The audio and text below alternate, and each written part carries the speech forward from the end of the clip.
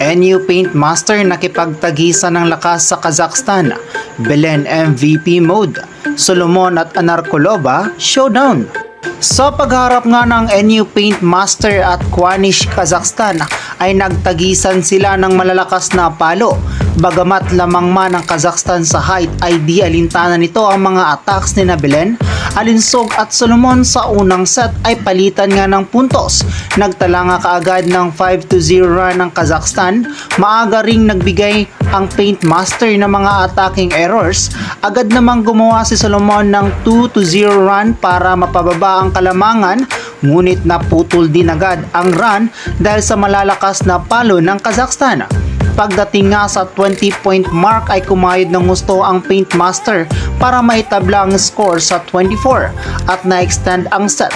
Sinubukan pa nila makakuha ng lamang, ngunit dahil nga sa magandang blocking formation ng Kazakhstan ay nag-commit ng attacking error si Belen, dahilan para matapos ang set 2 24-26. Pagdating nga sa second set ay nag-beast mode na si Anarkolova.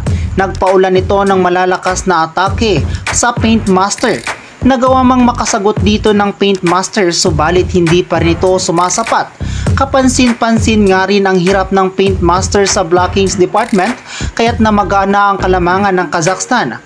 From 14 to 24, nakagawa naman ng 4-0 run ang Paint Master, ngunit natapos rin ito sa blocking ni Vance Alinsog 18-25. Sa set 3 nga ay nag-MVP mode na si Belen dahil kahit sa ang pwesto ng court ay nagagawa niyang makapuntos. Sa mid part nga ng set kung saan ay lamang na ang Kazakhstan ng 5 puntos, 10-15, ay nakagawa pa rin ito ng run ang NU Paint Master para may tabla.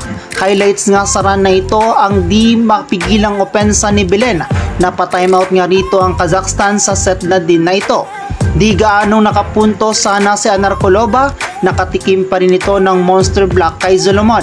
Pagdating nga sa latter part ng set ay unang nakarating sa 20-point mark ang Paint Master, ngunit di rin nila ito naalagaan ang kanilang kalamangan at nag-commit ng back-to-back errors. Dahilan para makuha muli ng Kazakhstan ang kalamangan 22-24. Natapos nga ng set via service ace ng setter ng Kazakhstan 22-25. Kahit natalo man ang NU Paint Master ay nagpakita naman sila ng magandang laban against a pro team na nagmula sa Kazakhstan. Natunghayan nga natin kung ano pa ang kayang ibuga ng NU at nagpamalas ng magandang floor defense at attacking. The future is bright nga for these players, lalo na kay Solomon at Belen na pinangunahan ng Paint Masters. Na-sweep man sila sa kalaban ay pinakaba naman nito, lalo't hindi naman basta-basta ang kalaban nila. Ang iba nga rito ay miyembro ng kanilang national team kumpara sa kanila na isang collegiate team.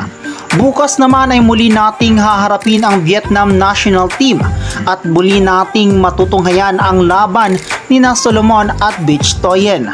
So hanggang dito na lang muna ka-trending. Do not forget to subscribe and click the notification bell para updated ka sa ating mga video.